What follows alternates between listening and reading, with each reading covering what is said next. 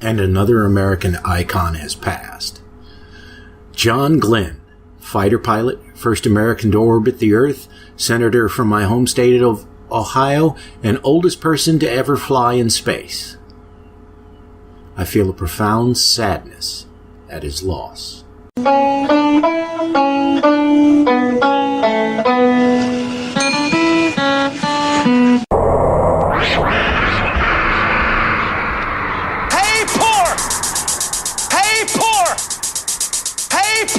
You don't have to be poor anymore. Jesus is here. The loudspeaker spoke up and said, in&nbsp.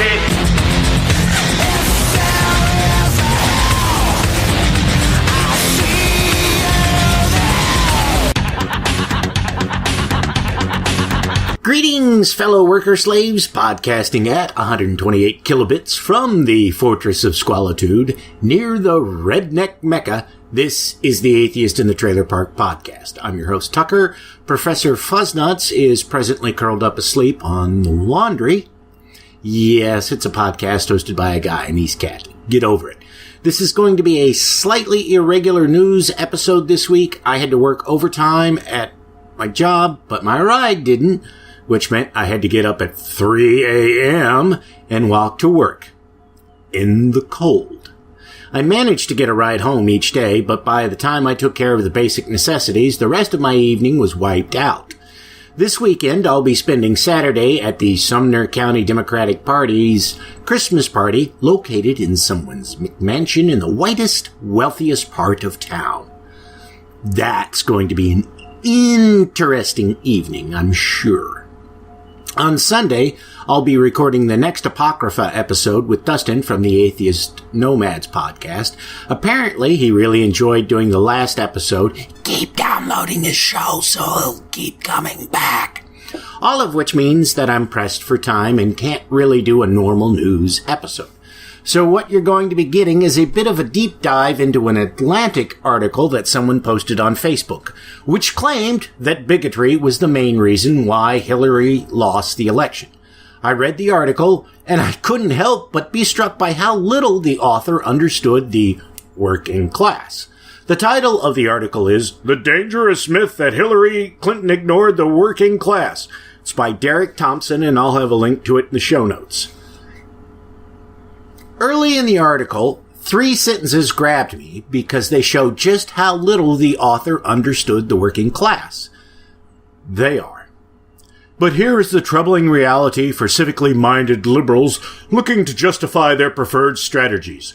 Hillary Clinton talked about the working class, middle class jobs, and the dignity of work constantly, and she still lost. She detailed plans to help coal miners and steel workers. First, let me say that this is correct, and that Hillary's plans were certainly better than anything Trump had to offer. However, this fails to look at those plans from the perspective of the working class. What Hillary promised people in places like West Virginia was education and careers in things like the green energy sector. What Trump did was to point to the closed coal mine, steel mill, or what have you and say, "I will reopen it." That's a thing people can see. A place where some of them or their family worked. That's not an abstract concept like schooling or a job in a company which doesn't exist yet. That's powerful imagery to people. Deep down, they know Trump's lying to them, but they don't care about that. What they care about is that he's offering them the familiar. He's offering them a restoration of a way of life that they've known for generations. He's offering them dignity. My stepmother's from West Virginia, and growing up I had to spend part of my summers in West Virginia as we made the rounds visiting the friends and family she left behind. Most of them were poor people who grew up in families that had worked the mines or the railroads or the steel mills for generations. I got to know those people, and having grown up in Ohio when it was a microcosm of America, they weren't terribly unfamiliar to me at all. In those towns, when you graduated from high school, your father took you down to the union hall or personnel office of where he worked and said, "Give my son," since it was almost always sons who were the breadwinners, "a job here." They'd be given a day to start because the places were always hiring. You'd work your life doing the same thing your father had done, perhaps beside him, and you all looked out for one another. Your cousin would give you a tip that there was going to be an opening in his area that paid better than your area. You tell your younger brother not to go work for this particular supervisor because he was a jerk. If there was a conflict, the family members who worked together would band together to support one another. When you went home at night, the house you lived in was a few blocks away from the one you grew up in. Your wife was probably your high school sweetheart. It was tough, demanding work that could get you killed for little money, but it was that perfect pair of pants which fit so comfortably.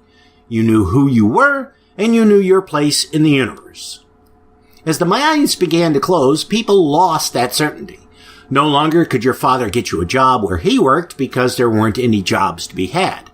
The future was uncertain, alien, and you had no idea what was going to happen to you and your loved ones. That's a scary place to be in. You can't really turn to anyone else for help because they're all having the same problems you are. Trump tells you that he'll get the coal mine or the factory open again when he becomes president.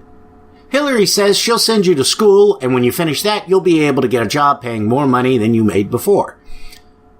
It's like showing a drowning man you're going to throw him a rope, but never do, versus telling him that you're calling a lifeguard to come get him. The man can see the rope, but he can't see the lifeguard and has no idea when the lifeguard's going to be there. To expect people in desperate situations to opt for the sensible, long-term solutions over the lie, which seems like an immediate solution, shows a fundamental lack of understanding of how humans behave. Tomorrow is an eternity away. Even a few hours is an agonizing wait. Telling someone that they have to continue to struggle for 2 or 4 more years while they get a degree and then go hunt for a job is akin to handing them a spoon and telling them to go dig the Panama Canal.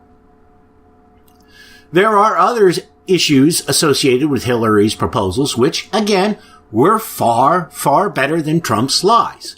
One is that when you're in your late teens or early 20s, it's fairly easy to work full-time at a shitty job and go to school full-time.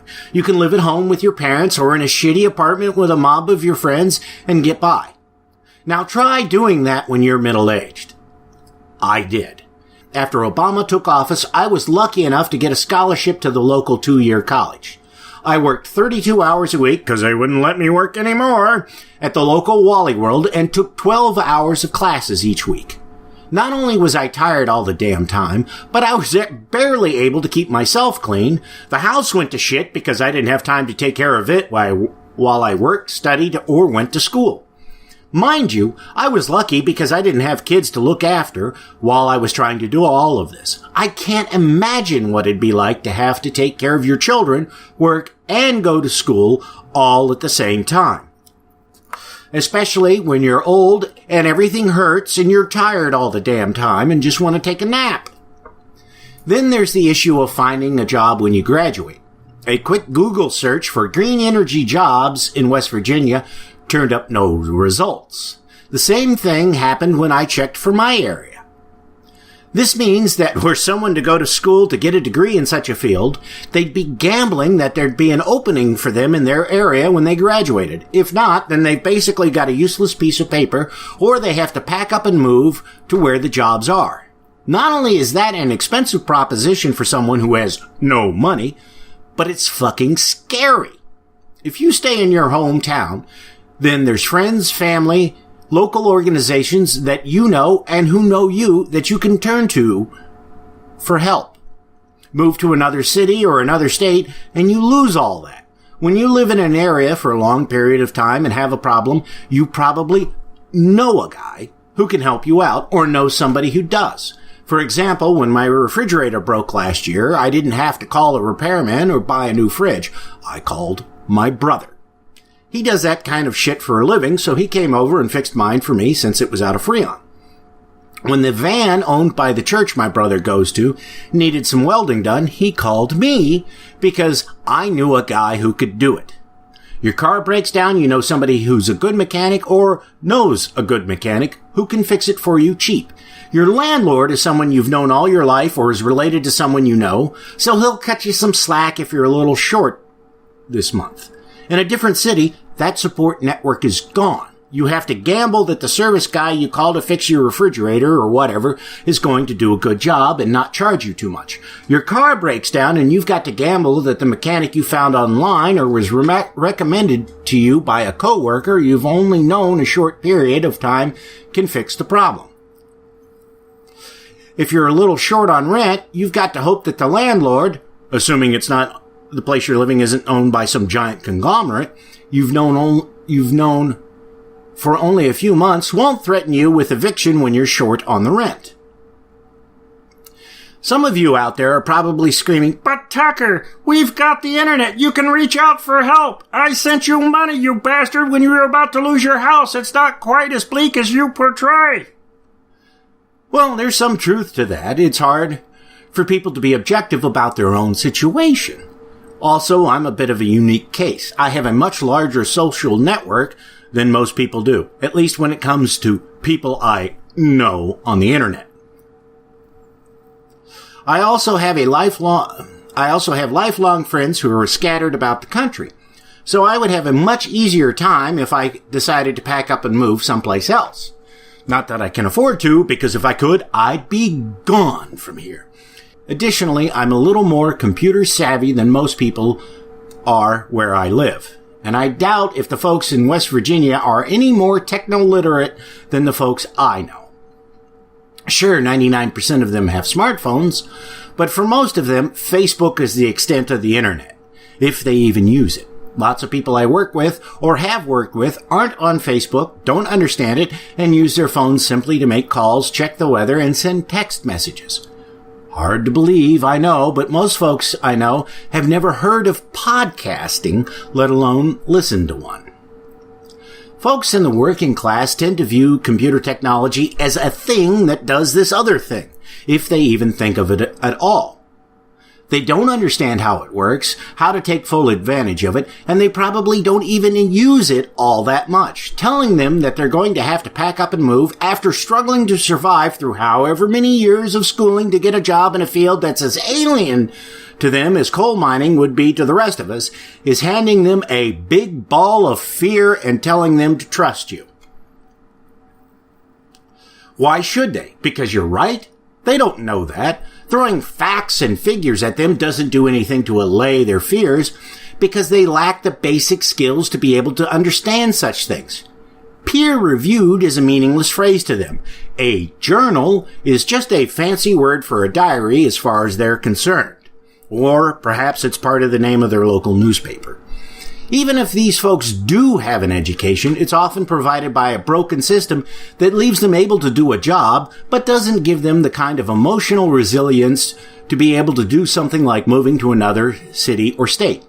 For example, a friend of mine from college named Joey met a woman while he was in college. He was studying media production, and I'm not sure what she was going to school for. They got married after graduation, and Joey got a really good job. His wife, however, was still a good old country girl at heart. She refused to move out of the town that she grew up in, which had a population of over 40,000, so it wasn't a tiny hick town like the one where I was raised. They had to buy a house close to her parents' house. They can't even leave the state on vacation. She refuses to drive to Nashville because she's scared of the traffic, and she's not unique. I've known any number of people who were born and raised in this area who've never left the state, or in some cases, the county they were born in. And there were a few people like this in my hometown where I grew up. My high school band took a trip to New York City my junior year of high school. Everybody in the band went. We raised money so that the poor kids could go, since it was kind of a pricey trip. Well, everybody except for one girl. Her mother was from some small town tucked in the hills of Ohio or West Virginia, I forget which, and she was positive that if her daughter went to New York, she'd be raped and murdered. Thankfully, her daughter has grown up to be a well-rounded woman, from what I can tell, and actually goes places and does things. But she's kind of the exception. Again, if you have people who've grown up in a world that's hugely familiar to them, where people can point to any spot and tell you a story about what one of your relatives did in that spot ages ago, where everybody has grown up together, where they all like the same things you do, talk the same way you do, and you tell them that they're going to have to give that all up, that terrifies the shit out of them. And when you add in the fact that they're going to have to accept these scary people who are a different color than they are, go to a different church than they do, talk differently than they do, dress differently than they do, and don't get turned on by the same things they do, these people are shitting their pants so hard that they have to tie themselves to a tree for fear of getting shot into orbit. They might be able to handle one of those things happening to them, but both? That's a bit much, especially when the opposing candidate is saying, I'm going to put things back the way they were. You'll be able to go back to your job in the mine or the factory. You won't have to be nice to people who are different than you. You can treat them the way you've always treated them. In a place like West Virginia, up against a candidate like Trump, if Hillary wanted to make strong inroads in such a place, she needed to have a message which not only recognized the fears of the people living there, but showed them that things weren't as scary as they seemed. She'd also have to put the answers in front of them in simple language that didn't rely on charts and graphs or figures from economists. She would have to speak to them as someone who understood their plight. On Hillary's website, there's a paper discussing what she'd do to help the people of West Virginia. And it's good stuff. But it's lacking in that personal touch that Trump had when he pointed to a coal mine and said, "We'll reopen that mine." I mean, listen to this. With rich soil and abundant water, abandoned coal mines can provide prime real estate for new investment, whether in forestry, agriculture, or manufacturing. But significant remediation, site preparation, and infrastructure development is often required before this land can be successfully repurposed for new economic activity. I understand that, but the people of West Virginia don't. And what coal mines is she talking about? And who's going to invest in them? And what manufacturing? We all know the manufacturing jobs are going overseas. They're leaving and they're not coming back. For the fact that Trump says he'll keep them here, somehow. When Trump said, "We will make them reopen that mine," the people who he was talking to understood who the them was in that sentence, and they knew what mine he was talking about. Those were specific things, not generalities. To counter that, Hillary needed to say something along the lines of, the 146 workers who lost their jobs at the Panthers Creek mine earlier this year already have the necessary skills to work in fields like the geothermal power industry, and tech companies that use old mines to house their secure data centers will also need the skills miners already have. These will provide good-paying jobs right here in West Virginia and secure futures for the people in this state. It's still not quite as strong as what Trump had to say, but it makes things a little more tangible than what she had in her policy paper. This could be supplemented by having a blue-collar worker from a geothermal company there talking to the audience about how he uses some of the same equipment and giving anecdotes about it that the miners could identify with. It also shows a connection to the miners that Trump would never make. The accounts of his appearances that I've read all describe him as insisting that he be the center of attention. Having a kind of meet and greet with the general populace where people can talk to someone who successfully made the transition from coal mining to a green energy job would make a sharp contrast to a Trump rally. I'm not going to go back through all the emails I got from the Clinton campaign, but I can't recall any of them that said in simple terms, if you want to keep your job, then vote for Hillary. Maybe they did. I don't know. I just remember getting them, skimming them, and thinking, but she's not talking about anyone like me or people I can identify with. How does she expect people in my circle to support her if she doesn't talk about us? I'm not belittling Hillary's stand on issues like reproductive rights. The idea of having to carry a rapist baby to term and then share custody with that rapist is a fucking nightmare. It's bad enough that you got raped, but to spend 9 months with a constant reminder of that rape inside of you, and in later months feeling that reminder move and kicking around, then expelling itself out of you at a time of its own choosing in a manner which may cause permanent physical damage to your body or death, and then being forced to care for that reminder for 18 years while having contact with the person who attacked you? God damn! It's the fucking movie Alien, but worse. I mean, in that movie, the people had no idea what they were dealing with. They didn't tell John Hurt's character he had to carry it to term or shame him for getting attacked by the thing. They tried to help him, and Hurt's character died when the creature burst out of him. He didn't have to deal with its mother wanting to see the thing on weekends or holidays, or change its diapers, or if he gave it away, having it come look him up 20 years later to ask why. That's horrific. That's the situation women now face in Trump's America. I get that because I've actually thought about the issue and I've tried to understand it from the perspective of a woman. Most people don't think deeply about politics or religion at all. If they do, they go at it from a perspective which confirms rather than conflicts with their personal biases. I also understand the need for racial justice in America, because I've watched African Americans go to jail for doing lesser crimes than white people who walked free. Had I not been in that courtroom for the same thing that those African American men were there for, I probably wouldn't have paid attention to what happened to them.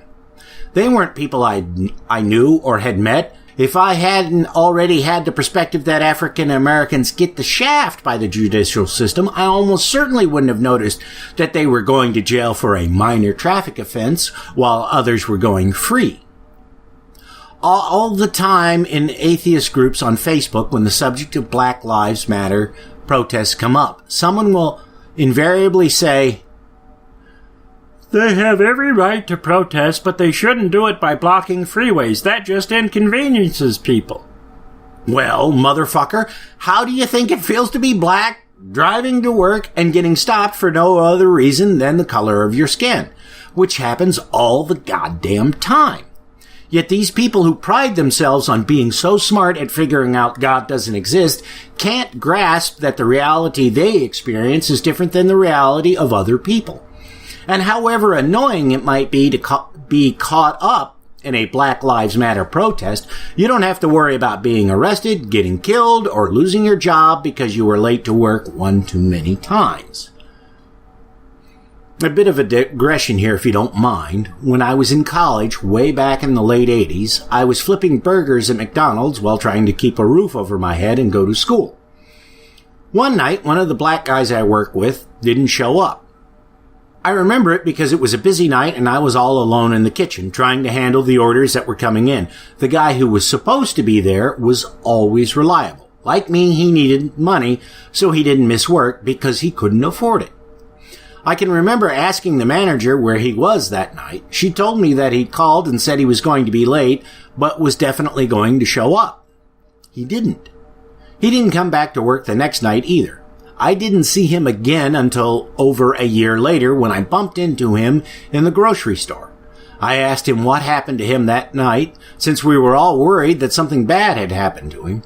He said he had to go out of town. I thought that answer was a bit odd, but didn't press him on the matter. Years later, I was reading something on the black experience in America, and the author of the piece mentioned African Americans use the euphemism of out of town for being in jail. At that moment, I realized what must have happened to my former coworker. He'd gotten arrested for some reason on his way to work and was sent to jail for a period of time. My point in bringing all this up is that the various groups which the Democrats are supposed to appeal to don't speak the same language and don't understand the lives of those in the other groups. If a Democrat is going to win the White House, they have to be able to reach all those other groups. Hillary failed in that when it came to working class whites. She also didn't do well enough with many in the other subgroups. Nobody who is an immigrant or a first-generation America should have voted for Trump. But they did. No woman should have voted for Trump. But they did. No one who's an ethnic minority or a member of the LGBTQI community should have voted for Trump. But they did. Fun fact, the Log Cabin Republicans, which is a group of gay Republicans, are now begging for donations to help them fight against the attacks against gay rights in America that are now sure to come in the wake of Trump's election. They put their wallets ahead of their right to get married, and now they're asking for help to stop the very thing they helped to put into motion. When Trump picked Mike Pence to be his VP, they should have ran screaming from him. But they didn't.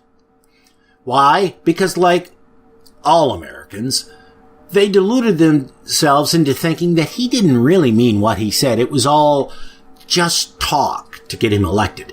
And that when he was in office, he'd either be pro-LGBTQI rights or at least not be antithetical to them.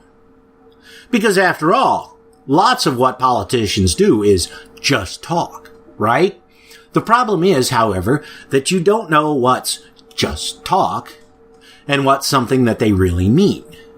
If it sounds like I'm blaming Hillary for losing, I'm not. Blaming her for losing this election is kind of like blaming a mountain climber who dies near the summit of Everest in an avalanche because you think he didn't train hard enough. Hillary did an incredible job running for office. She would have made a damned fine president. But she and the people around her lacked the one thing they needed when the email dumps and FBI memo hit the press. Something which showed that she was connected to ordinary people in some way. This election was decided by people who made up their minds in the week before the election. How anyone could wait that long to make up their minds is pretty simple. They're so focused on their own lives that they don't pay much attention to the rest of the world. They don't spend hours each week finding out what's happening. Maybe it's because they don't have the time, or maybe it's because they don't feel that much of it pertains to them. Whatever it is, when you have a media and social networks that are in a free feeding frenzy over a subject, it's going to catch their attention when they finally do look up. Trump's handlers very wisely kept him off Twitter during that time, so he couldn't distract the media with whatever was passing through his mind at that moment. Throw in the fake news headlines and news stories that claimed all kinds of crazy shit, and it's a recipe for Hillary to lose. Because the people reading those things didn't understand any of it. They didn't bother to check if a news site was legit or not. And looking at the URL of some of those sites wouldn't have been enough to tell you that they were fake. Lots of the ones I saw were carefully crafted to appear that they were the URL of a reputable news site.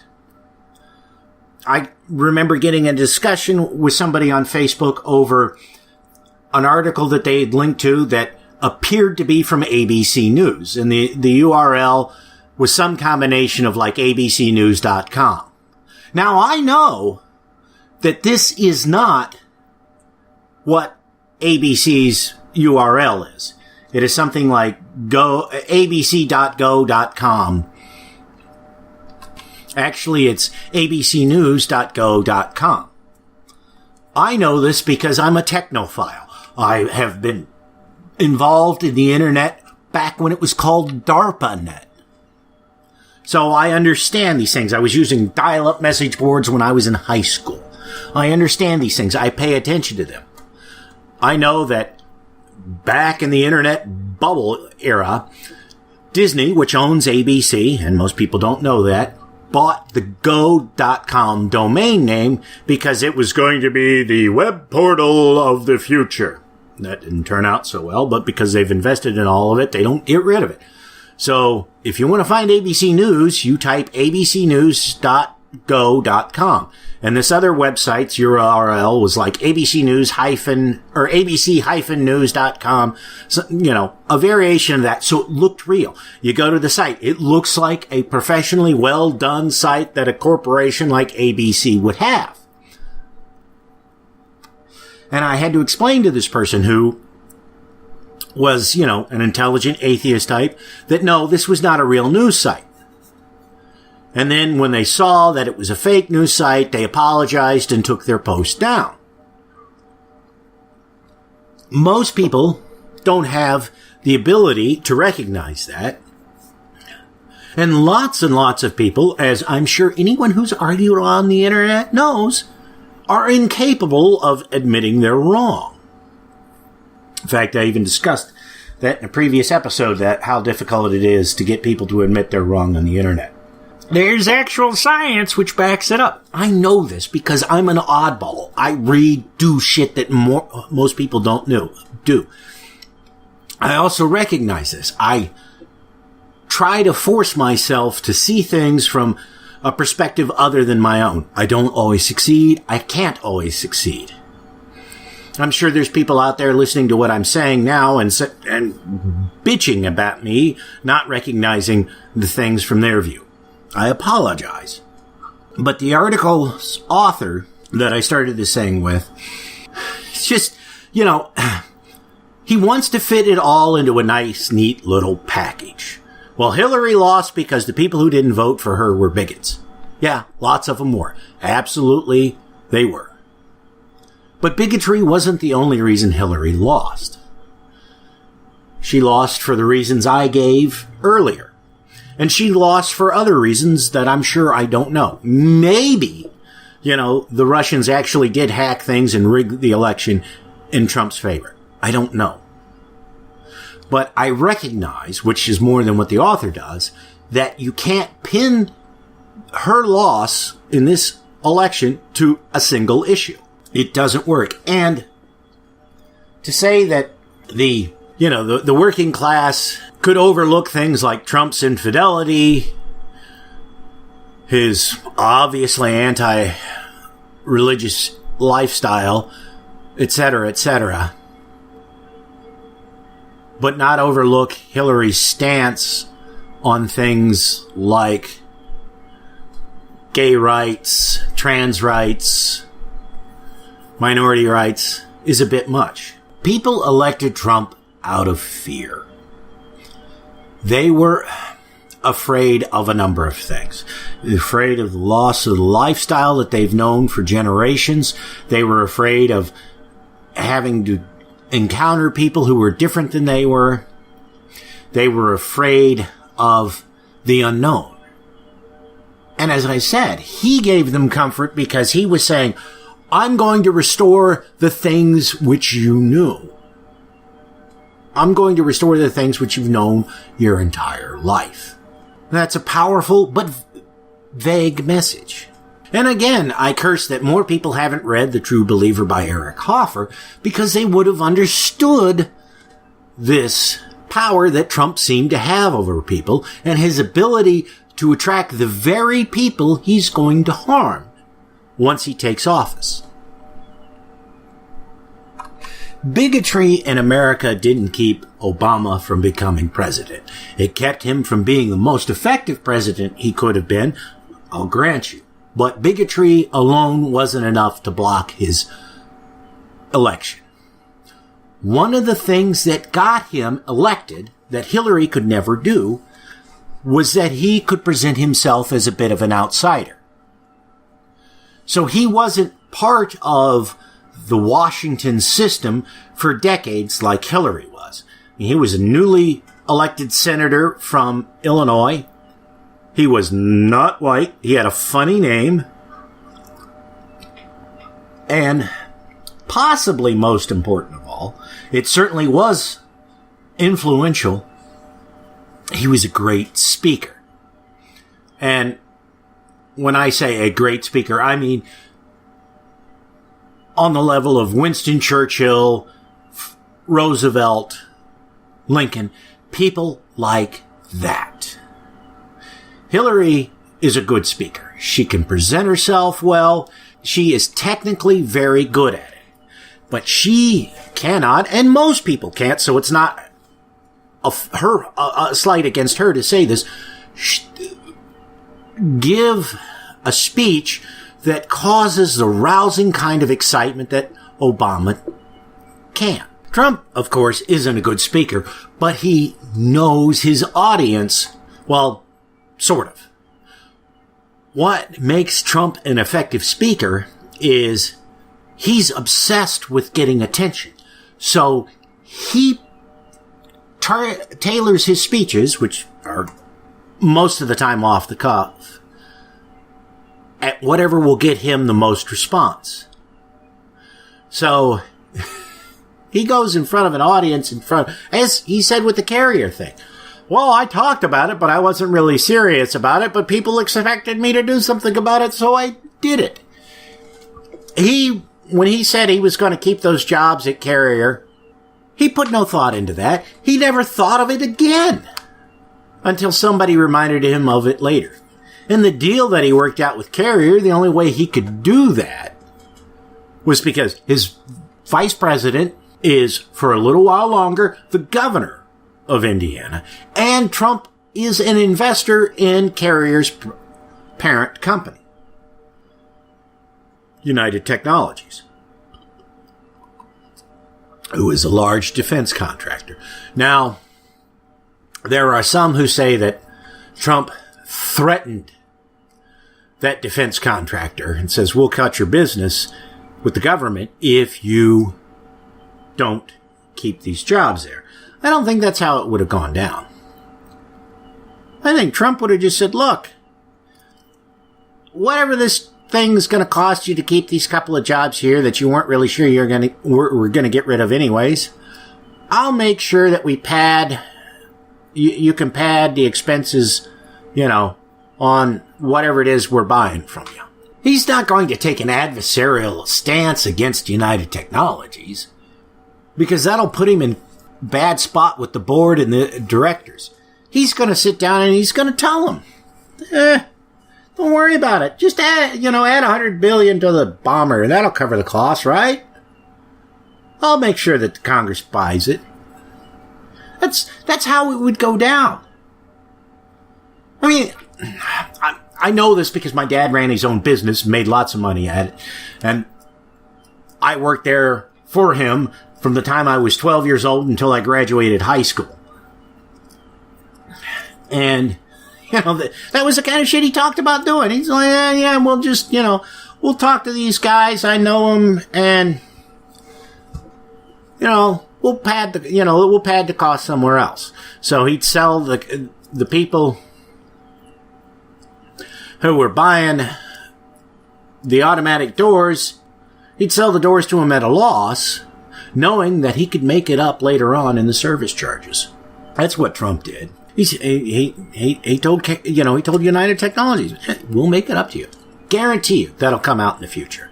And I'm going to have to wrap this thing up here because I've got to get ready to go to the damn party. It's not until 6 o'clock tonight, but in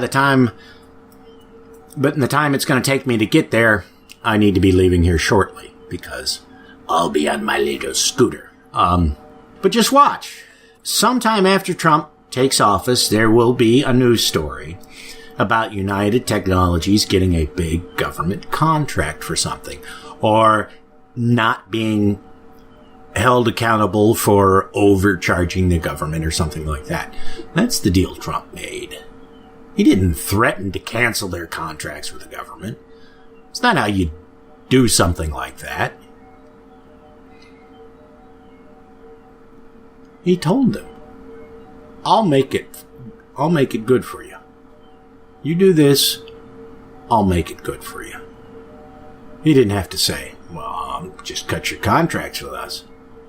It wouldn't enter the equation at all. But the most important thing I want you to take away from this episode is that if we're going to beat Trump, if we're going to save this country, then we have to think vastly differently than we have up until now. Trump's already started to undermine the very people who supported him. Some of them are awake to this fact and recognize it. Others don't. We need to capitalize on this now. We need to reach out to those who are saying, wait a minute, he was supposed to drain the swamp, and yet he's bringing people in from Goldman Sachs. That's the very thing we didn't want him to do. Got to capitalize on it. And the Democrats have to present people who are not seen as part of the establishment, no matter how well qualified or connected to the establishment they are, if they want to have a chance to succeed. Don't need Michelle Obama running for president. Yes, she's qualified. Yes, she could do a damn fine job. It needs to be a fresh face. Somebody people don't recognize as being in the system. And they need to take a slightly different tack than has been done so far. I will give you an example that I am going to bring up at the Christmas party tonight, because it is a perfect illustration of where Democrats can make huge inroads against the Republicans. I walk everywhere, just about, because I don't have a car and I can't afford one. So I notice things that other people don't notice. All the storm drains and manhole covers in this town say the same thing: made in India. What's the big deal about that? There are 2 foundries in this town which are capable of making those parts. So why is our tax dollars going to an Indian company when they could be going to a locally owned company? And this argument, at least in this case here, works whether the company is located in India, New Jersey, California, Florida, wherever. You can just simply say, why are we spending our tax dollars on products from other countries or, states when they could be spent here locally? Now, I'm sure there's going to be the rebuttal will be, well, they don't have a choice. The city or the county buys them. Well, who runs the county government? Republicans. Or it's the state mandates that they have to buy them from only these approved vendors. Well, who controls the state house in Tennessee? The Republicans. Now, the power of that particular message in my area of saying, hey, why are we buying these Indian things when we could buy locally made things, works, even though most people here don't work in either one of the foundries, because it's a tangible thing. They can see it. It's right there in front of their face. They can see the manhole cover. They can see the drain. They can see the foundries. They may even know somebody who works or worked for one of the foundries. It builds a connection. And that's going to override the other things that the Democrats support. So, yeah, okay, maybe they don't like them damn queers, but, they're talking about putting money back into our city and our town. That's important. That's, because do you think a Republican mayor is going to promise something like that? No. No, because all the Republican mayor has to do, even though she's officially not a Republican, she's an independent, but all her her campaign ad literature was red, so she was a Republican. All she's interested in doing is holding on to her position. She's not going to push and struggle and broaden things. She's going to be very conservative. Not because she is a conservative politician, but just because once you've gotten into a place of power, you tend to be conservative because you want to keep that power. So you're not going to reach out for the broad visions and do things differently. You also tend to do that when you're narrowly hanging on by the margins like the Democrats are. The only way to break out of that is to push the boundaries. As the children's edition of The Odyssey said, and something I read many, many times as a kid, the gods reward bravery and courage, but punish pride. Or, to go for a little more contemporary reference, only when you have lost everything can you do anything. That's Tyler Durden from Fight Club. But the point is, if the Democrats are going to take things back, they have to be aggressive, and they have to go a different path than what they have done before. That doesn't mean neglecting the rights of minorities. Not at all. But it means they have to make sure that they have a message which connects to those groups who are normally in conflict with one another in a manner that hits them not where they think, but where they feel. Get them in the heart. Show them that a future where everybody has a job, white, black, brown, blue, green, purple, gay, straight, trans, whatever, is only possible by following the path the Democrats have laid out. Don't do it with complicated formulas, equations, and statements that are filled with bureaucratic language. Have those there. But that's not how you reach out to the people. Because even the educated people who voted for Trump, and yes, there were a few, generally didn't pay any attention to things like position papers, etc., etc. If they had, they wouldn't have voted for Trump. They just picked up things they heard casually and said, well, I like what that man said. That's how most of us live our lives. The things that we see, feel, and experience have direct impact on us, and the rest of the stuff just sort of flitters around in our head and occasionally sticks.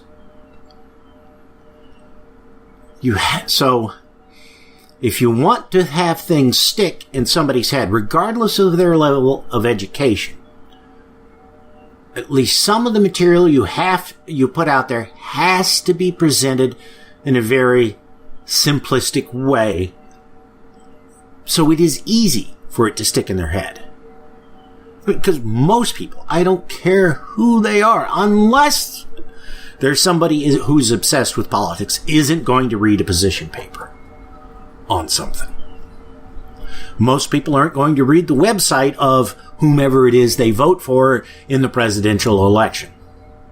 They'll glance at it, they'll look at it, and okay, they see American flag, or fuck the gays, or, abortions for everyone, and they're happy. They say, oh, I agree with that. And that's how they make their decision. Even if that decision goes against everything they stand for, everything they've ever thought in their life. Because we only have so much time in our lives.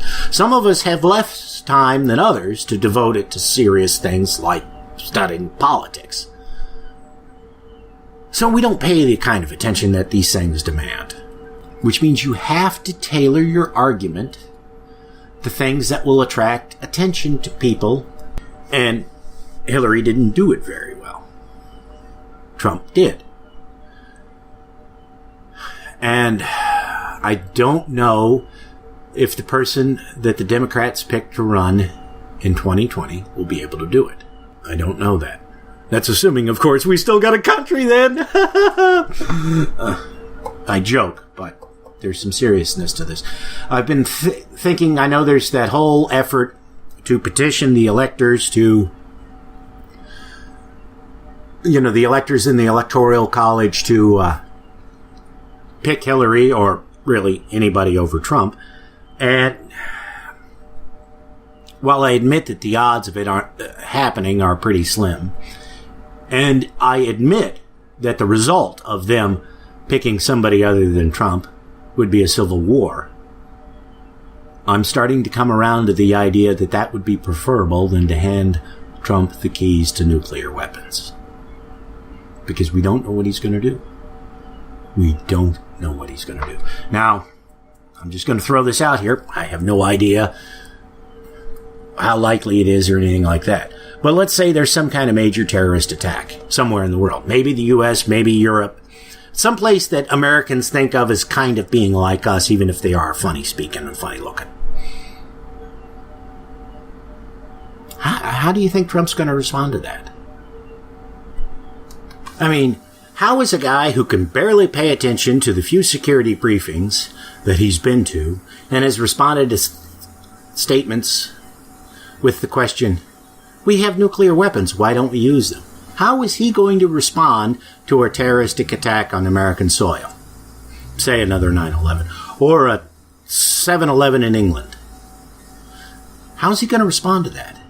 I mean, just think about this, and I hate to leave you with this troubling thought, but like I said, I've got to be going here. Suppose there's a terrorist attack, and, you know, we know it's by some Islamist group. It doesn't matter if it's ISIL, ISIS, or Sheep Fuckers Anonymous, or whomever, but it's some Islamic group. And Trump says, well, we're going to nuke Mecca. You know, population of Mecca is probably a few million. You know, who knows how many of them would die in the blast and the radiation afterwards.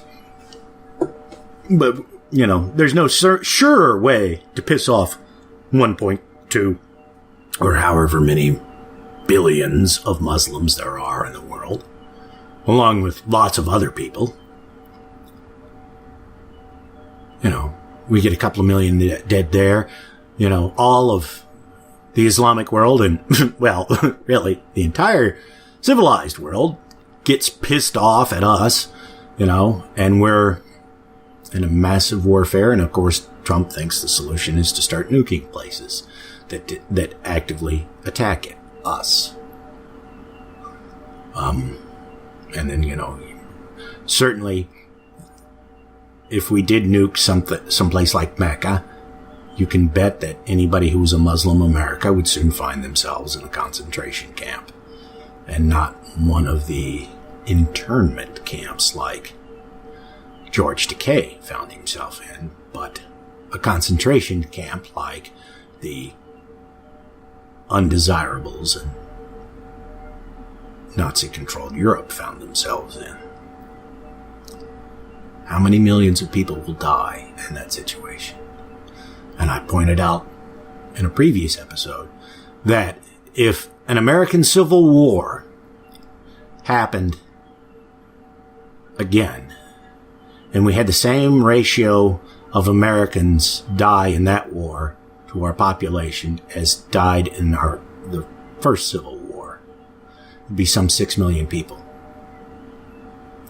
I have a feeling if we nuked Mecca, the number of people who would die when the dust finally settled would be far greater than 6 million. As terrifying as it is to say, I think it would be better if 6 million Americans died.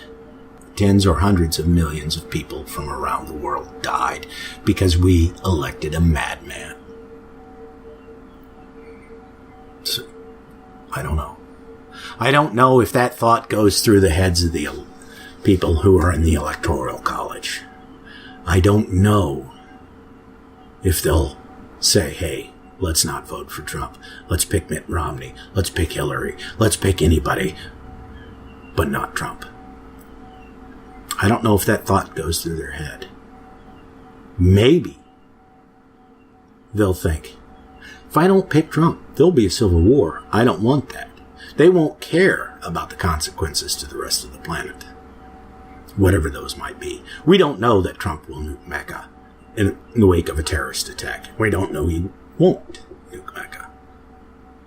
That's what's scary with Romney, with Rubio, with, what the fuck was it? Cruz, with any number of the other politicians that the Republicans put forth, and of course with Hillary. We knew the nuclear option was off the table, even if they never said that. because they were sensible human beings. They were intelligent. I'm using a broad definition of intelligence, I'll admit that. And they were interested in more than just people giving them adulation. I know in the wake of the first World Trade Center attack back in the 90s, there were a lot of people I talked to who said we should just nuke Mecca. Blow up Saudi Arabia. That would solve all our problems. Heard that even more after 9/11. For all his faults, and they are considerable, W didn't listen to those people. He didn't do that. Because he wasn't concerned with adulation and popularity in the way Trump is. W had the hubris, which comes from, I got this. We know this. We can beat these assholes. We can do this shit. Which is why we really didn't launch an effective campaign against Afghanistan or Iraq. Because we're the biggest army in the planet. We can do whatever we want. And fuck it, we don't really care. Trump doesn't think that way. If there's a terrorist attack on the U.S., people are going to be tweeting at the President of the United States, who loves Twitter. Who loves Twitter. Nuke Mecca. Nuke Saudi Arabia. Blow those people up. We know he can't resist responding to jokes made at his expense by Saturday Night Live. How's he going to react when thousands of people are tweeting at him saying, nuke, nuke, nuke, nuke, nuke? And you know, this is something I should have thought of long before Trump ever got near the White House. Something all of us should have thought of, and I guarantee you most of us didn't. Because we didn't believe deep down that it was possible that America would elect a fucking nut job. But not only is it possible, it's happened. We have a window, a very small window, to prevent that from happening. And I don't think they're going to do it. I think they're going to sit there and say to themselves, if I don't vote for Trump like I'm supposed to, there will be civil war. I don't want that on my head. They're not going to think,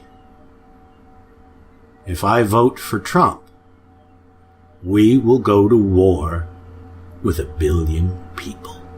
Pleasant dreams. That's it for this episode of The Atheist in the Trailer Park Podcast. You can subscribe to the show on iTunes, Stitcher, as well as just about anywhere else podcasts can be found. Many of the episodes are also on YouTube. Follow the show on Twitter. @TParkAtheist is the show's Twitter handle. It's on Facebook at facebook.com/trailerparkatheist.com. If you happen to like the podcast, please rate it on iTunes. If you'd like to support the podcast, there's a donate button on the show notes page. You can support it via Patreon at patreon.com/TNTucker. Thanks for listening. Say goodnight, Fosnuts. All I know is this violates every canon of respectable broadcasting. Damned cat.